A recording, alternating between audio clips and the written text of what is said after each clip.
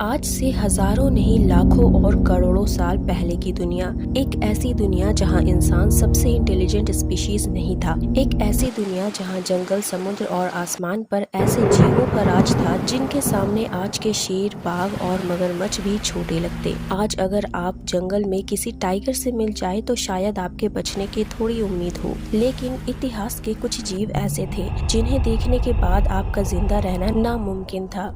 कुछ इतने पावरफुल थे कि व्हेल्स जैसे विशाल काय भी उनसे डरते थे। आज हम जानेंगे पृथ्वी के इतिहास के टॉप 5 मोस्ट डेंजरस एनिमल्स के बारे में। जैसे जैसे हम नंबर 1 के करीब पहुंचते जाएंगे, ये क्रिएचर्स और भी ज्यादा खौफनाक होते जाएंगे।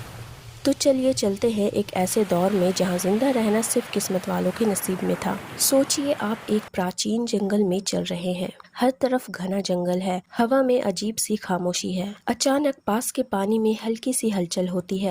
आप सोचते हैं शायद कोई मछली होगी, लेकिन अगले ही पल पानी से बाहर निकलता है एक 40 फीट लंबा सांप, टाइटैनोबोआ, दुनिया का सबसे बड़ा सांप। इसका वजन लगभग एक छोटी कार जितना था और इसका शरीर लगभग 3 फीट तक चौड़ा होता था, जिससे ये किसी भी बड़े जीव को आसानी से निगल सकता था। सबसे खतरनाक बात, ये जहरीला नहीं था, इसे जहर की जरूरत ही नहीं थी। टाइटैनोबोआ अपने शिकार को कॉइल करके इतनी जोर से दबा देता था कि उसकी सांसें रुक जाती थी। दबाव के कारण शिकार की हड्डियां भी एक ही बार में टूट जाती थी। वैज्ञानिकों के मुताबिक इसका प्रेशर इतना ज्यादा था कि एक बार इसकी पकड़ में आने के बाद बचना लगभग नामुमकिन था। और क्योंकि ये ज्यादातर पानी के आसपास ही रहता था, ये पानी के किनारे रहने वाले जाइंट टर्टल्स और प्री हिस्टोरिक क्रोकोडाइल्स, जो अपने आप में ही एक खतरनाक शिकारी थे, ये उनको अपना शिकार बनाता था। पर क्या आप जानते हैं टाइटैनोबोआ का दौर आखिर खत्म कैसे हुआ? ये किसी दूसरे शिकारी से हार कर या शिकार होकर खत्म नहीं हुए। इसके खत्म होने की सबसे बड़ी वजह क्लाइमेट चेंज यानी जलवायु परिवर्तन थी।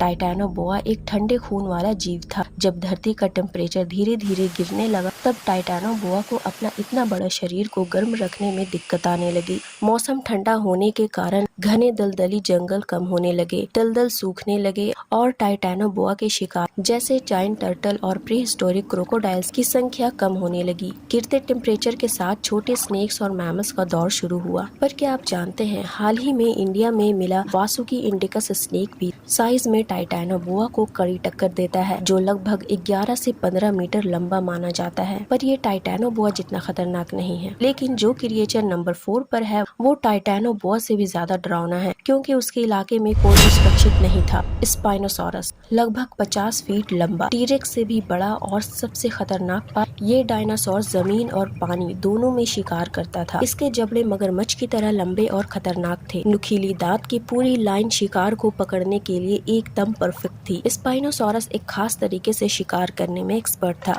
ये एक ऐसा शिकारी था जिससे बचने की उम्मीद बहुत कम थी। ये बात करोड़ों सालों पहले की है, जब स्पाइनोसॉरस नॉर्थ अफ्रीका के नदियों और दलदलों में रहता था। लेकिन जलवायु परिवर्तन और वातावरण में बदलाव की वजह से ये खत्म होने लगे। जब वहाँ की नदियाँ सूखने लगी और दूसरे डायनासोर शिकारियों के साथ इसका कंपटीशन बढ़ा, तो स्पाइनोसॉरस अडेप्ट नहीं कर पाया और आखिरकार फूड चेन और क्लाइमेट में बदलाव के कारण इसकी पूरी प्रजाति विलुप्त हो गई।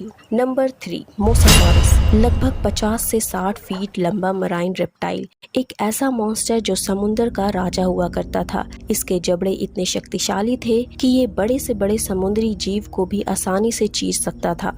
लेकिन असली डर इसका साइज नहीं था, असली डर था इसका छुपकर हमला करना। मोसासॉरस अक्सर नीचे अंधेरे पानी में छुपा रहता और फिर अचानक रॉकेट की स्पीड से ऊपर आकर अटैक करता। शिकार को रिएक्ट करने का मौका तक नहीं मिलता। दोस्तों, जुरासिक वर्ल्ड फिल्म में दिखाया गया मोसासॉरस इसी क्रिएचर से इंस्पायर्ड था, लेकिन रियलिटी में ये और भी ज्यादा खतरनाक था। वक्त के साथ ये भी विलुप्त हो गया। इसका कारण एक बहुत बड़ा एस्टेरॉइड मेक्सिको के पास अर्थ से टकराया। इसके इम्पैक्ट से आग, सुनामी और भूकंप आ गए। एस्टेरॉइड की वजह से वायुमंडल में इतनी धूल और राख भर गई कि सूरज की रोशनी धरती तक नहीं पहुंच पा रही थी। सूरज की किरणें न होने की वजह से समुद्र के छोटे प्लांट्स फोटोसिंथेसिस नहीं कर पाए और मर गए। इससे छोटी मछलियां मरी, जिससे मोसासॉरस के लिए भी भूखमरी शुरू हो गई। कुछ फॉसिल से पता चला है कि इनके पास मल्टीपल फूड ऑप्शंस खत्म हो गए थे और उन्होंने सर्वाइवल के लिए एक दूसरे को भी खाना शुरू कर दिया था। जलवायु में इतना बड़ा बदलाव ये झेल नहीं पाए और ये भी विलुप्त हो गए।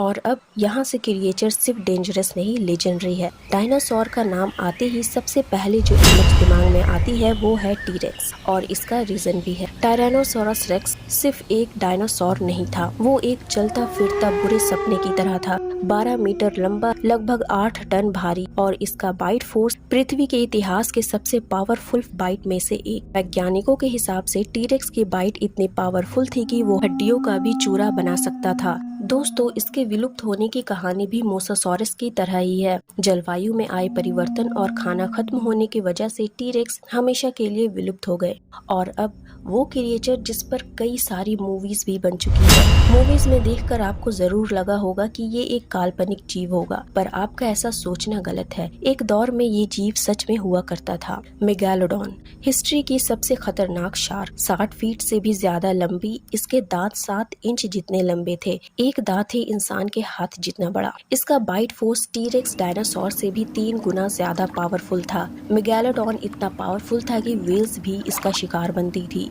जहाँ ये होता वहाँ समुद्र का कोई भी जीव सुरक्षित नहीं होता। इसके विलुप्त होने की कहानी भी बाकियों की तरह क्लाइमेट चेंज ही है। जलवायु परिवर्तन की वजह से इसके मुख्य शिकार व्हेल्स ठंडे पानी की तरफ माइग्रेट करने लगी, जो मेगालोडॉन नहीं कर पाया, जिससे उसके पास खाने की कमी होने लगी। इसके साथ ही बदलते वातावरण के साथ आई कुछ नई प्रजातियां, जैसे कि ग्रेट व्हाइट शार्क, जो खाने के लिए मेगालोडॉन से कम्पीट करने लगी और मेगालोडॉन के बच्चों को भी खाने लगी। इस तरह 36 लाख साल पहले मेगालोडॉन पूरी तरह विलुप्त हो गए। मेगालोडॉन को अक्सर पृथ्वी के इतिहास का सबसे खतरनाक शिकारी कहा जाता है, और शायद अच्छी बात यही है कि ये जीव आज जिंदा नहीं है, या फिर है, किसी पता। लेकिन एक बात तो तय है कि समुद्र के अंदर अनगिनत राज छुपे हैं। तो दोस्तों, इनमें से कौन सा क्रिएचर आपको सबसे ज्यादा खतरनाक लगा, कमेंट में जरूर बताना। और अगर आपको वीडियो पसंद आई हो तो वीडियो को लाइक करें, शेयर करें और चैनल को सब्सक्राइब कर लीजिए। मिलते हैं अगले वीडियो में। बाय।